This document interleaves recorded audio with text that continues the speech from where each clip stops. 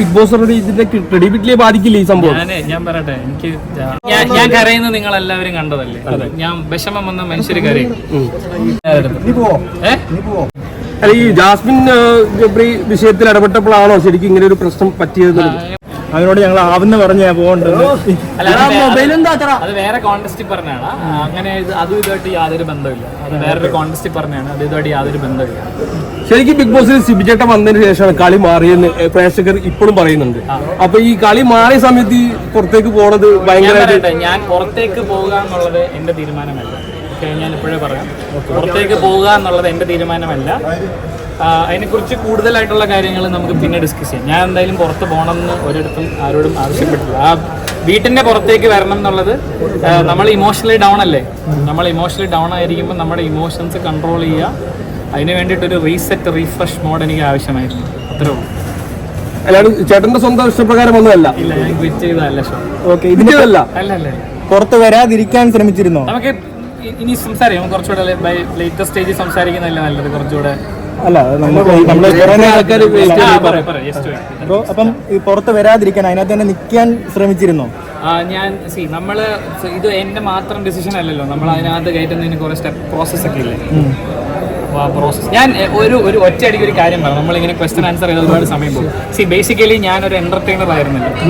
Entertain ചെയ്യുക എന്നുള്ളതാണ് എൻ്റെ ഒരു ധർമ്മം. അത് ഞാൻ അതിനകത്ത് വൃത്തിയായിട്ട് ചെയ്തുകൊണ്ടിരിക്കുകയായിരുന്നു എന്നാണ് എൻ്റെ വിശ്വാസം. പക്ഷേ ലാൽ സാറ് വന്നിട്ട് പറഞ്ഞ കാര്യങ്ങൾ എനിക്ക് വേദന ഉണ്ടാക്കി. അതായത് എന്റർടൈനർ അല്ലേ നമ്മുടെ തൊഴിൽ. അപ്പൊ എന്റർടൈൻ ചെയ്യുന്നില്ലേ ആൾക്കാർക്ക്? ഞാൻ എന്റർടൈനിങ് ആയിട്ട് തോന്നുന്നില്ലേ? പോയോ? അപ്പൊ അങ്ങനെ തോന്നിയപ്പോ ഒരു എന്റർടൈനർ അല്ലെങ്കിൽ പിന്നെ എന്തിന് ഞാൻ അതിനകത്ത് നിൽക്കണം എന്നുള്ള ആ മൊമെന്റിൽ എനിക്ക് തോന്നി, ആ ഒരു നിമിഷം. അപ്പൊ ആ തോന്നലൊന്ന് ഒരു പിന്നെ നമുക്ക് ഒരടിയല്ലല്ലോ, മെഷീൻ ഗണ്ണായിരുന്നില്ലേ.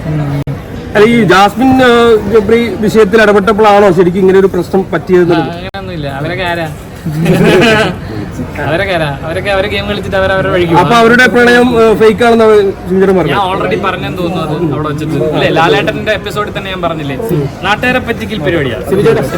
ബിഗ് ബോസിന്റെ മൈൻഡ് ഗെയിമിൽ ചേട്ടൻ ഒന്ന് വീണ് പോയി. ഒരു മിനിറ്റ് ഞാൻ പറഞ്ഞുതരാം. അതിനുള്ള ആൻസർ കൃത്യമായി ഞാൻ പറഞ്ഞുതരാം. അതായത് ആ വീട്ടില് എനിക്കൊരു ഗെയിം, ബാക്കി 18 പേർക്ക് ഒരു ഗെയിം. ഇതിന്റെ അപ്പുറത്തേക്ക് ബിഗ് ബോസിന് ഒരു മൈൻഡ് ഗെയിം ഉണ്ട്. ആ ബിഗ് ബോസിനെതിരെയുള്ള മൈൻഡ് ഗെയിം ആ വീട്ടിൽ നിന്ന് എനിക്ക് പ്ലാൻ ചെയ്യാൻ പറ്റില്ല. കാര്യം ഞാൻ എന്ത് ചെയ്താലും പറഞ്ഞാലും അത് ബിഗ് ബോസ് കേൾക്കും, കാണും.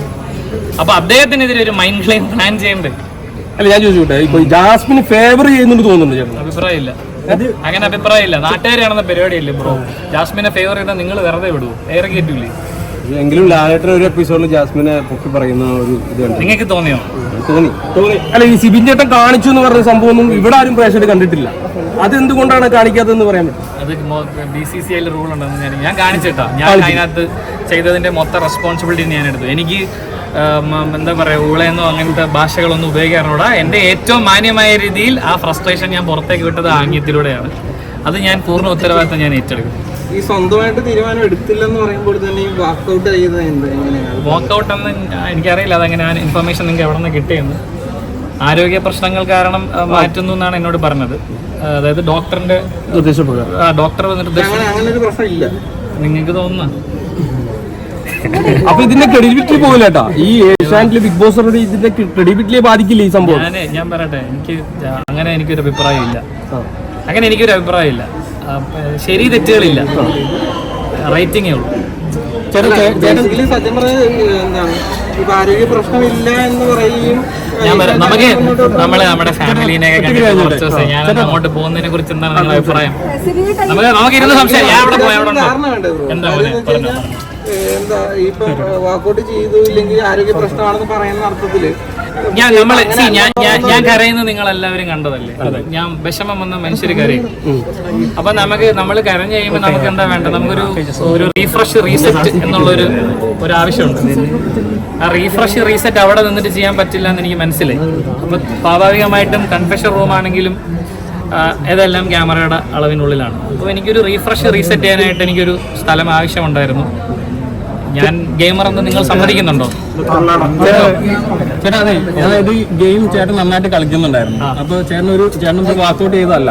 അപ്പൊ ഒരു പ്രത്യേക ഒരു കണ്ടസ്റ്റന്റ് അവർ വിന്നറാക്കാൻ ശ്രമിക്കുന്നുണ്ടെന്ന് ഞാൻ തോന്നുന്നുണ്ടോ? അഭിപ്രായമില്ല.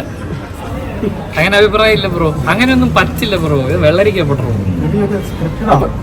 100% സ്ക്രിപ്റ്റഡ് ഒന്നുമല്ല.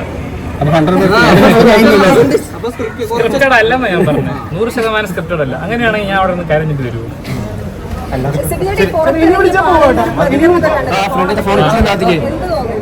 I am very much overwhelmed. എന്നെ നിങ്ങൾ ഭയങ്കരമായിട്ട് സ്വീകരിച്ചതിന് എനിക്ക് ഒത്തിരി ഒത്തിരി നന്ദിയുണ്ട്. എന്താ പറയാ, സ്നേഹം മാത്രമല്ല എല്ലാവരും. വിളിക്കട്ടെ. Thank you guys, thank you.